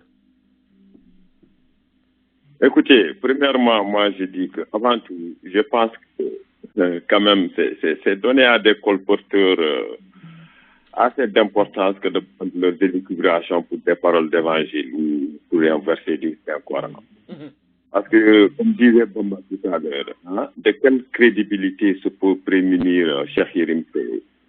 whatever his name is, Cheikh Yérim Seck là, qu'est-ce qui le met dans le secret des Dieu? Qu'est-ce qui le met dans des secrets auxquels le commandant d'entre nous n'aurait pas accès? Bon, vous finirez quand il dit qu'un tel a parlé à un tel, il n'y a rien de plus commun que cela. Parce que nous savons tous que les politiques et les politiciens se parlent. Ils se parlent, il n'y a rien de mal à cela. Aujourd'hui, ceux qui gouvernent le Sénégal, c'est une coalition de multiples partis. C'est une coalition. Donc les politiciens, ils se parlent. Ils rigolent parfois dans une atmosphère bon enfant pendant que leurs militants se sécrètent les signaux. Ça, c'est une réalité de la politique. Donc, en ce qui concerne la question du Dauphinat, dont on parle là, parler d'un deal entre Macky Sall et Idriss Seck, à mon avis, relève tout juste d'une lubie. I mean, some things don't just make sense on their face value. Bamba l'a dit tout à l'heure, ce serait vraiment contradictoire. J'ai l'impression que parfois, I don't know, il faut pouvoir engager les Sénégalais dans un débat d'idées. C'est quand même plus qu'eux. Il faut aborder les questions importantes de l'heure. On tend à nous appliquer et à nous endormir avec des banalités. Ces banalités qui n'ont aucune incidence sur notre quotidien. Parce que quelqu'un comme Bamba, comment elle s'appelle, Cheikh Yérim Seck, hein? Aujourd'hui, c'est lui qu'on met en sellette. Quelqu'un qui n'a aucune crédibilité, comme Bamba l'a dit tout à l'heure. C'est de la même façon qu'on avait mis, il n'y a pas longtemps, un des assassins de Maître Sey, qui a bénéficié de la loi Azan, qui est revenu aussi faire le buzz autour dans les télés pour raconter du n'importe quoi. Mais qu'est-ce qui s'est passé après? Tout s'est passé comme un ballon de baudruche, c'est parti. On n'en parle plus. Donc, je crois que, vraiment, je ne sais pas, vous qui avez choisi, on devrait ou pas. Ce qui est certain, c'est qu'au soir du 12 de février 2024, dont on parle tout à l'heure, nous aurons un président. Nous aurons un président et il ne sera pas choisi par Macky Sall. Hein? Il sera choisi par ceux-là, même qui avaient choisi Macky Sall pour être notre président en ce moment. Moi, je crois que c'est la certitude qui va qu'on s'en attendre en ce moment. Parce que en ce qui concerne Ousmane Sonko, son destin n'est pas entre les mains de Macky Sall. Son destin politique n'est pas dans les mains de Macky Sall. Son destin politique est dans les mains du suffrage des Sénégalais. Si au soir d'un jour de février 2024, les Sénégalais décident qu'ils ont assez confiance en Ousmane Sonko, ça, il en a la prérogative comme tout autre Sénégalais. L'un d'entre nous qui est aujourd'hui en train de parler de cette histoire, si aujourd'hui, un des Sénégalais, nous présentons comme candidat que les Sénégalais ont confiance en Modibo, eh bien, ils vont lui élire président. Le destin d'un président de la République du Sénégal est entre les mains des Sénégalais. Il n'est pas dans les mains d'un autre politicien ou dans les mains de la France ou de qui que ce soit.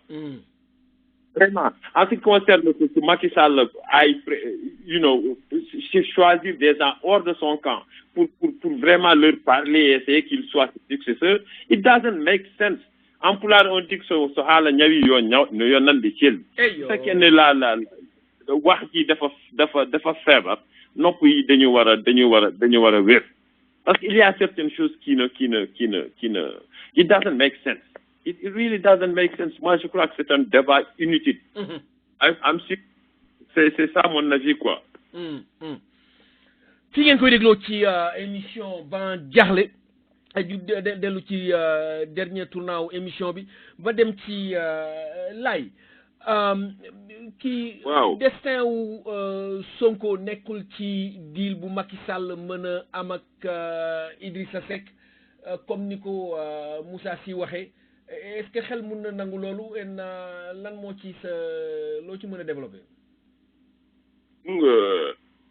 wolof da ne xunde bi ndey sa maam. boo gisee lu ñuul dawal.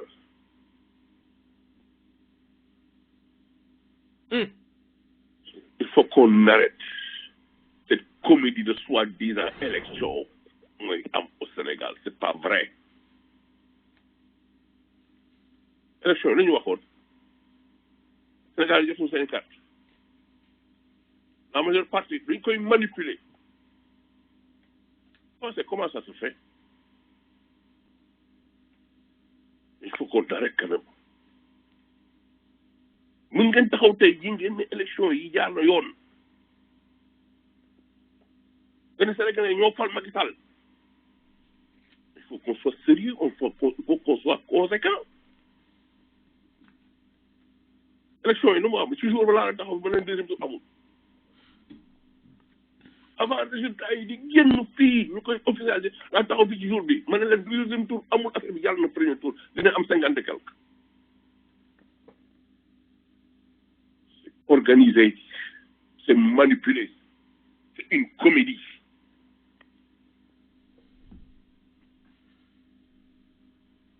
Les Africains yi ñuy def nii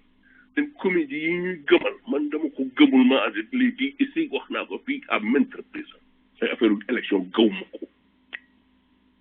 parce que tout est manipulé ay manigance la c'est une torchon ñoom ñu lay wax waxi démocratie ñoom ñi koy wax gëmuñu ko. On parle de Idrissa Seck patati patata Macron fu mu dewoon barki démb lu ko war a newoon lu mu ko wax rocci na CFA dugal nañu ECO un pays responsable des dirigeants responsables du toll noonu une souveraineté kenn ubbiwul ci gémmiñam ñaan ci parler de quoi Alassane Ouattara li ko Macron wax lu dul endorsement politique lan la je pense que tu seras là soo xam ne élection dans 12 mois dans 10 mois qu'est-ce qui lui fait savoir qu'il sera là pour le changement à l'écho pour mën ko diriger nekk le gérant il faut qu'on soit sérieux aussi bu Alassane Ouattara faluwul la Côte d'Ivoire sera à feu et à sang avant ça muy falu lay commencé maa ko wax tey jii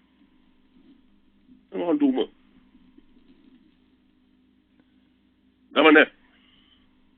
c'est tous des pions de la France c'est tous des marionnettes tous ñu taxaw fii di xëcc bien et je pèse bien mes mots c'est tous des pions de la France soo comprendre nag géostratégie géopolitique ngay xam ne français mi yi yëpp ay waxi caaxaan la Idrissa Seck dafa mën a génne français yi au Sénégal premier ministre Sénégal dafa am boobu pouvoir il faut qu'on soit sérieux Abdoulaye Wade mu génne français yi c'est pas Idrissa Seck il n'a jamais été président et accord de défense c'est pas Idrissa Seck qui la signe ça engage Abdoulaye Wade il est le chef suprême des armées moom moo reste signature Sénégal contrat ba mu jeexee français yi wax renouvelé laat ma bañ parce que la mu doon ngun ci suuf la kan moo demoon jàpp ci bu ñuy rey Kadhafi France avec la complicité des États-Unis qu'il est le seul africain, je dis seul africain traître. C'est Abdoulaye Wade, non. Et c'était lui qui avait demandé aux forces françaises de quitter le Sénégal, n'est-ce pas?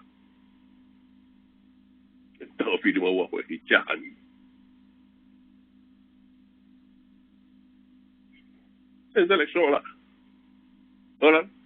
sous 1 million de marche Sénégal, amul. tout Sonko dinañ ko fexel maa la wax lii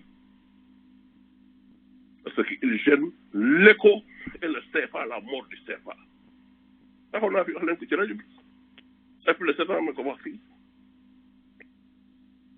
parce que géostratégie France jaral na leen lu ne yaa ngi wax de barki démb xaw ma démb ils sont prêts à emporter exporter 25 000 Français au Sénégal. Pourquoi? Pour l'exploitation du pétrole. Les yaakaar ne danañ toog Sénégal yi war a voter. Mais on se fout de qui? Toutes ces élections en Afrique, aux États-Unis, ci boppam c'est manipulé.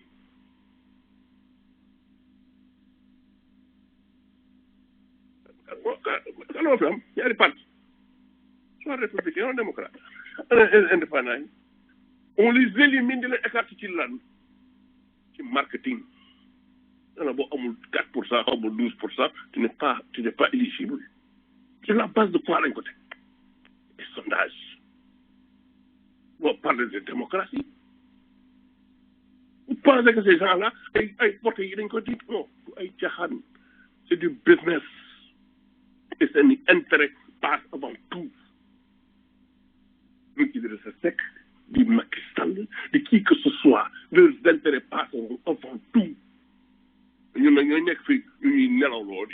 démocratie. Moi, je ne crois pas à ces histoires-là. Je l'ai dit, je vais boycotter l'élection. Je vais une démocratie. La preuve, un dictateur au Gabon, il n'y a pas de démocratie. Au Togo, la même chose. En Côte d'Ivoire, on voit ce qui se passe. On parle de démocratie. même su pour kii dañ yaakaar ne France intérêt bu nekkee ci Idrissa Seck falu on pense ay Sénégal lii dugg na fi génn fële mais les États n'ont pas d'amis ils ont des intérêts Modibo les politiciens ils n'ont pas d'amis ils n'ont que leur intérêt parce que ñoom ñëpp ay sàcc la ñu loolu mooy coow lii ay sàcc la ñu de Senghor jusqu'à Macky Sall aujourd'hui tous des voleurs c'est l'intérêt nag daf les passera toujours au-dessus de peuple boo xam ne illettré wëruñu jànguñu loolu mooy coow yi ma dem ci Grand Mboup allo Modibo grand destin wu Sonko en 2024 supposé deal bi entre Idrissa Seck ak Macky Sall mën a wàññi wala yokk ko ci bien sûr man damay considérer rek les évolutions politiques su fekkente ni deal bi am na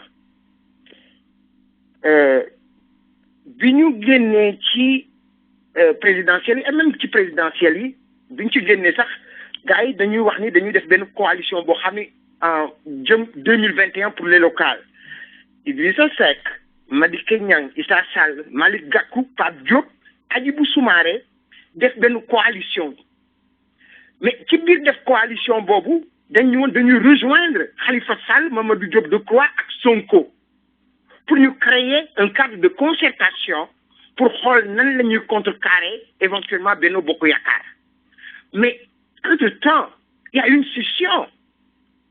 parce que cadre de concertation boobu taxawul gis nañu ni par exemple Mamadou Diop Decroix parle en fait mi ngi ca ma nga ca kii bële nu ñu koy tuddee en fait ca dialogue politique ba et Sonko préfère aller cavalier seul mais il y a des réalités en politique quand tu n'as pas une coalition surtout particulièrement en Afrique pour gagner des élections il te faut une coalition deuxièmement il te faut un médium à la rigueur et beaucoup d'argent alors la question moi que je me pose aujourd'hui su fekkente ni coalition boobu nga xam ni kat fa kàll ñoom Idrissa Seck taxawal nañ ko tuddee woon ko coalition en bi jëm 2021 pour les locales su fekkee ni Ousmane Sonko génn na ci mais il va cavaler day demal boppam te demal boppam ñett yooyu ma wax en Afrique pour gagner les élections il faut nga am xaalis il faut nga am un médium et il faut nga am une coalition mais ipso facto mais su fekkente ni yàq nañu par exemple digganteem ak Idrissa Seck mi mu àndaloon et wala bi mu waroon a àndal pour en fait dans cette coalition là je crois que ipso facto dana ko ressentir aussi en fait en 2024 maintenant est-ce que d'ici 2024 il va réaliser une coalition c'est une question est-ce que d'ici 2024 il pourra avoir assez d'argent et assez en fait de un médium et ensuite une coalition waaw c'est la question qu'ils se posent mais nag yaakaar naa ni su fekkente ni lii Cheikh Yérim Seck wax donte peut-être man wóoruma ndax dëgg la wala déet que y a un rapprochement entre Idrissa Seck et le président Macky Sall su fekkee ni rapprochement bi am na c'est la scission entre en fait Sonko et la coalition ou en tout cas la concertation en fait de 2021 pour les locales pour en fait le camp Idrissa Seck voilà donc je crois que ci politique ñu ko jàngee les réalités politiques et on ne peut pas les occulter il y a des réalités yàlla rek na nga xam waaye boo amul xaalis amul coalition amul kat fa kàll médium bu say wax di génn mais nan ngay def pour gagner élection alors je crois que donc en fait ça va avoir une certaine en tout cas influence sur en fait sa participation aux élections de 2024 à coup sûr. Merci madame ci Ibra allo Ibra allo ma dem ci Bamba. Mody. waaw question bi mooy destin wu Sonko 2024 lan la ci diilu Macky Sall ak Idrissa Seck mën a wàññi wala yokk. bon Mody gis nga un politicien sa destin mi ngi ci peuple bi parce que peuple bi li nga xamante moom la mooy baromètre bi ñuy mën a nattee nit ki peuple bee koy joxe muy ay élection comme li nga wax ne gëwuma élection non da nga naan kay élection mën nañu ko gëm mais à condition ñu teg ko ci yoon boobu nag mooy affaire bi donc question bi nga laaj Mody lan moo nar a nekk destin bi mooy que ni dafa nekk benn partie bi dafa nekk ci population parce que population pour nit ki mën a nekk président il faut population bi votel la ndax doo xëy rek wàll sa bopp mais deuxième destin bi mooy ñooñu bu ñu fa bëggee indi ay complot loolu mooy que dañu nar a anéantir li nga xamante ni mooy transparence ay élections yi fa war a am donc kon dès lors loolu dafa nar a am rek loolu mooy que ni son sort et puis sànq am na benn wax bu ma doon wax sànq defe naa am na ku ma dégg ci gars yi bu koy xaw a kii mu xaw ko douter mooy que ni Abdoulaye Wade bi muy ñëw en 2012 dafa noonu day nekk candidat mais bi mu demee ba xam ne mënul affaire bi mënul loolu dem na joxoon Idrissa Seck joxoon na Macky Sall moo gënoon yomb ci moom parce que il se disait que ni bon Macky sama doom la maa ko yar ci parti la bokkoon ak yooyu contrairement ak bu ko joxoon ku mel ni par exemple Moustapha Niasse kon day doon lu gën a métti ci moom donc moindrement boobu ma doon wax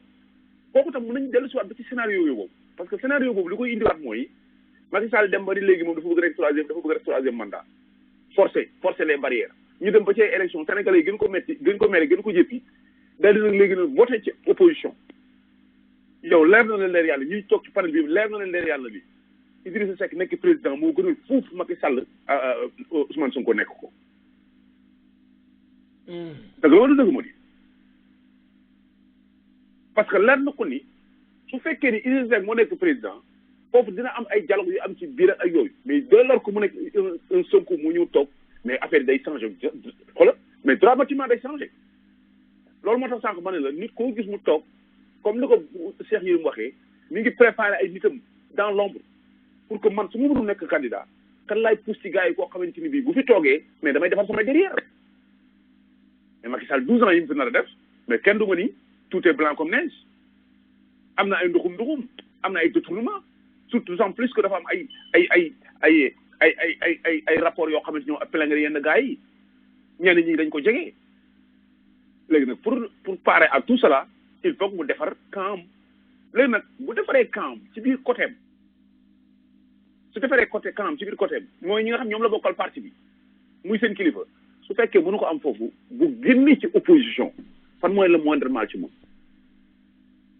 parce que nag boo leen ko xoolee opposition Sénégal bi pratiquement da nga naan Ousmane Sonko Idrissa Seck peut-être xëy na nga ne Khalifa Sall donc loolu moo tax ma indi sànq hypothèse le moindre mal boobu ma doon wax sànq mais en ce moment nii sànq dama ko waxee woon rek fi ma daanale ki nga xam ne fa lañ toll ci politique u Sénégal Sonko fu mu teg tànkam su ko fa teggiwul am entourage bu baax kenn mënu ko tere egg au sommet parce que li tax mooy lu adduna bi di gën a yàgg mag ñi di dem bàyyi fi gune yi te gune yi ñoo ànd ak boobu moo di te bu ñu fàtte ni 74 75 40 ans 40 et quelques années xoola su tegee lépp ci yoon heure yàlla sàmm ko bàyyi ko fi ba ci kanam ci mouvance bi mu jëm kenn mënu ko tere dégg gongo parce que comme ni ma ko waxee rek xale mooy avenir u dëkk te li muy wax boo ko dégloo da nga xam ni kii li muy wax am na cohérence xale yi moom la ñu àndal les jeunes moom la ñu àndal te Sénégal 70% de la population ay jeunes lañu kon son sort comme ni ma ko waxee léegi lenn day nekk ci moom ak Sénégalais yi ñu am confiance ci moom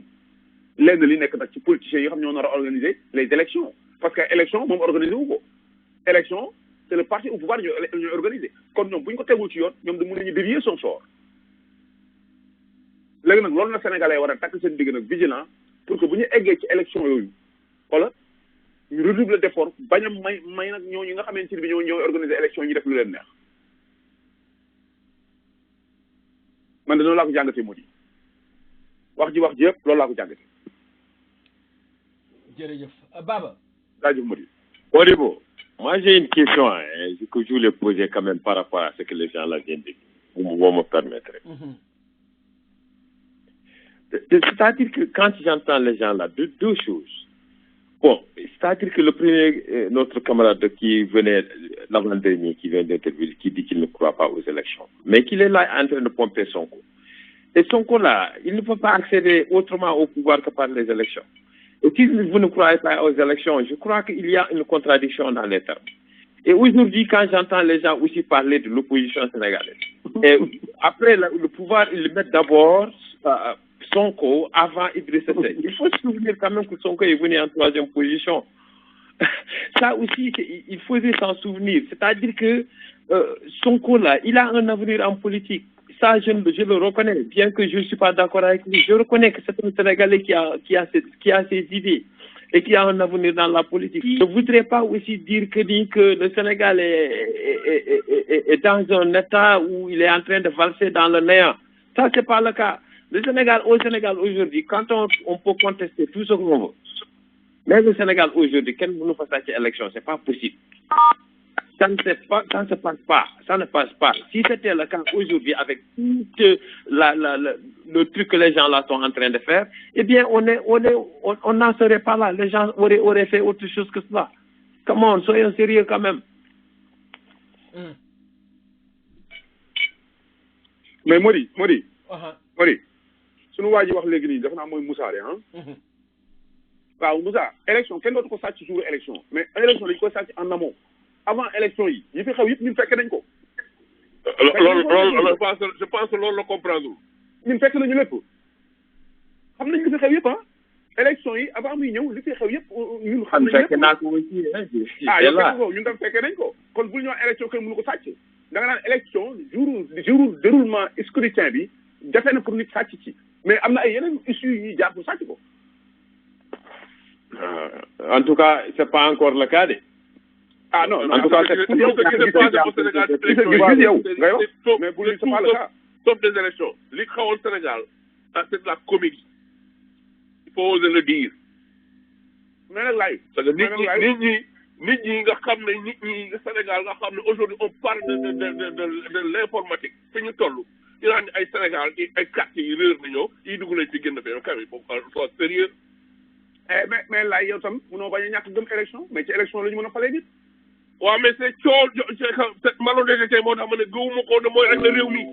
parce que il faut que réew mi génn une révolution génn fi ñii pour loolu mën a changer mais pas avec ces imbéciles là ñu continuer di leen nax ay affaire jaaxaan yi. Ani Bamba. waaw Alaaji Modou. lan moo ci destin wu Sonko est-ce que supposé deal Macky ak Idrissa Seck am na lu mu ci mën a yokk wala lu mu ci mën a wàññi. waaw avant de kii pour que lay mu xam ne aussi que ne duñu ay xale yu ñëw fii di waxtaan quoi qu'on est très suñu jógee di wax ay imbéciles suñu jabar yaa ngi toog suñu njaboot yaa ngi toog ñuy dégg yooyu. Et ensuite, on nous traite comme par exemple des gens qui ne sont pas sérieux. Nous sommes qui sérieux, donc, nous éviter de voir, il faut être sérieux là, comme si on n'est pas sérieux de ce qu'on dit. Et Idrissa Seck, bel et bien, en juin 2003, moi expulsé ces Français en recevant Sarkozy. Vous n'avez que les 9 Sénégalais là. Nous disons aussi, c'est charter contre charter. Ça, c'était la déclaration des prix. Maintenant, Idrissa Seck, premier ministre, vous dites le deuxième, c'est très normal que c'est le président de la République qui est d'accord avec lui. Le président d'accord, on peut le faire ci biti mu dem ndax président bi moom moo ko fa teg moo ko nommé. Mais sama rek loolu tax ma ne la defu ko. waaw non mais c'est-à-dire du loolu mais c'est le premier ministre moom mooy dérouler la politique du gouvernement. am na audace def ko bu fekkee ni njiit bi Abdoulaye Wade ànd ci loolu dañuy d'accord ci loolu mais loolu tam mënuloo ko dindil mënuloo ko accuser dara étant premier ministre et bu defee dara étant premier ministre nga bëgg ko dindi. Abdoulaye Wade Idrissa Seck yabu ko bay jël yenn décision devant lui xam nga bu baax li may wax encore doo déglu c'est ça le problème. dama ne j'ai pas dit ça. Idrissa Seck yabul Ablaye Wade bay jël leen décision yi. te waxu ceeg moom. mais kan moo wax Idrissa Seck dafa yàq lan moo créé les chantiers de Thiès. non réponds à cette question d'abord qui a dit que Idrissa Seck dafa yàq Ablaye Wade. non dama ne la qu'est-ce qui a créé les chantiers de Thiès dañ ko accusé comme quoi dafa def luñ ko waxul. alors quand même. et après les chantiers de Thiès ku ko accusé te du moo ko bàyyiwaat. du moom lañ dugal ci mais ki ko accusé moo ko bàyyiwaat est-ce que y a un autre gouvernement bu ñëw bàyyi ko. il y a eu des kii de Rebeuss le protocole de Rebeuss.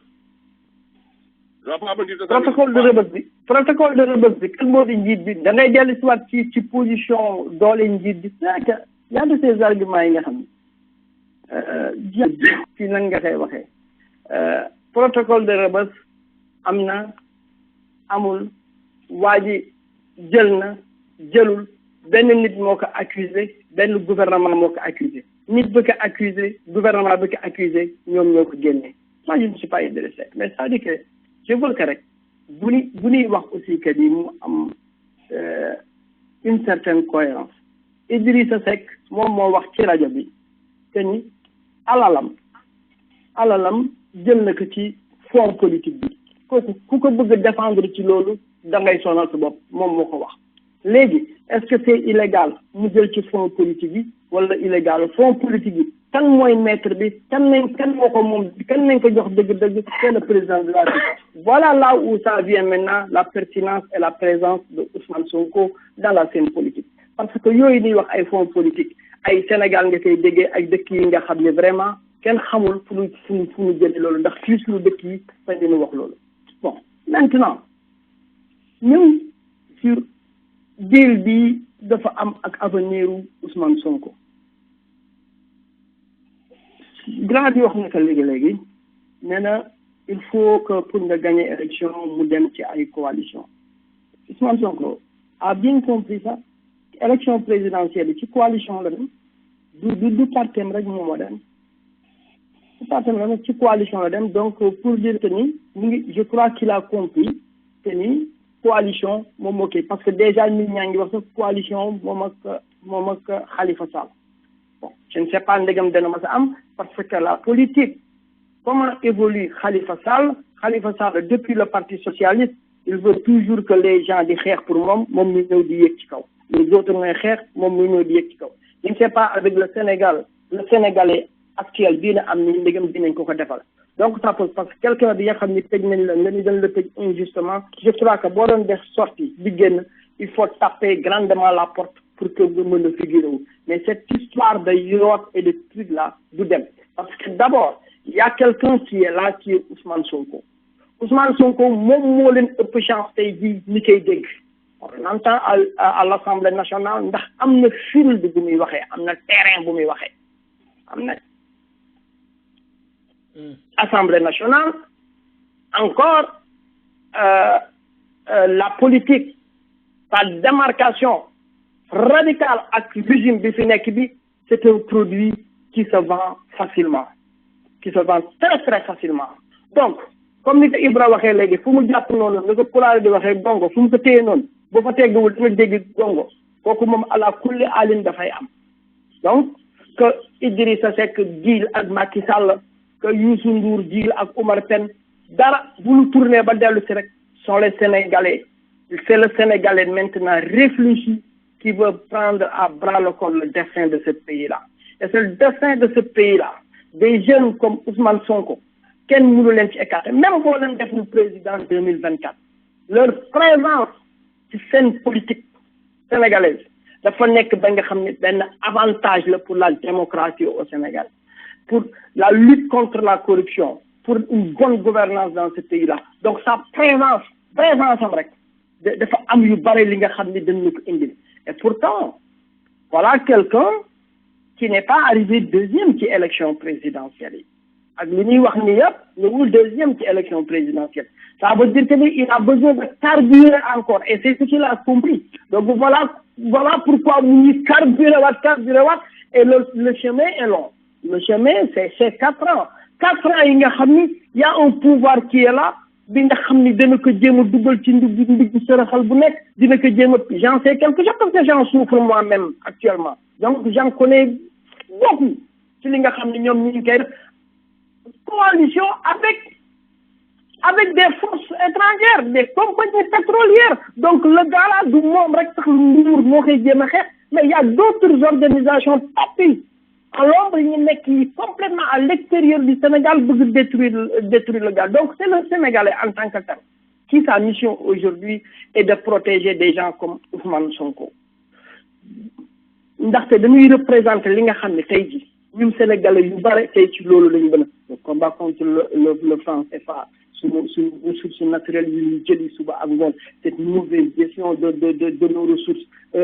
mal gouvernance bi nga xam ne arti moom def na ko li nga xam ne def na ko étant un fonctionnaire il avait critiqué Abdoulaye Wade étant un fonctionnaire il a critiqué Macky Sall ba mettre en jeu liggéeyam bi nga xam ne am na ci une expérience d'une 15aine d'années donc c'est sur les faits wan nañu ay preuves que ni réew mi askan wi jaral na ko voilà askan wi ñëw jox ko assemblée donc Modibo pour revenir sur sa question bi que deal am ça va dina am lu ay teq-teq yu mu jël parce que ci politique la dina am ay gaañ-gaañ yu mu lay indil dina am ay teq-teq yu mu lay indil mais ce qui est sûr mooy ci trajectoire bi mu dem nii mu jàpp ci bu ko ci dara dindiwul le dernier mot doit revenir au Sénégalais te Sénégalais bu conscient ci ni Sénégal tëddee nii tey ci politiciens traditionnels yi ñu am ci manigance yi nga xam ne moom la ñu dëkkee suba ak ngoon mani dafay jeex ndax Sénégalais bi dafa doyal Sénégalais bi dafa doyal sëkk dama amoon benn gan bi mu nekkee Sénégal boo koy waxu kii mais bi mu ñëwee États-Unis quelques jours après mu dellu boo ko waxee waxu Macky Sall mu dal ci kawam parce que dem na ba gis ni ndekete boo toogee noonu Sénégal ñu tëj la ci cercle boobu doo xam la xaw mais boo demee bu génn ba dellu si waat digg ne mais attention ñii dañuy fontoo ñii liggéeyuñu si ngay toogee xam ne ndekete yow mii amuloo dëkk waaw yow mii amuloo dëkk donc Sénégalais boobu nag nga xam ne avec comment le monde maintenant est connecté nit ñaa ngi lu xew New York tey ak Guédiawaye dinañ koy yëg à la minute le monde est tellement connecté ce monde-là s'est réduit à un petit terrain yi nga xam ni de football ñun ñëpp tase ci yu ci bare dina deñ te d'ici 2024 avec Ousmane Sonko élargir coalition bi nga xam ne am na ko il fera mal du yomb nag pour moom parce que du doon rek un combat moom contre l'état état bi fi nekk bi mais contre même des opposants gis nga Abdoulaye Wade en 2012 Moustapha Niasse ak Tanor Dieng dañu dem ci Pape Diop ñu ni ko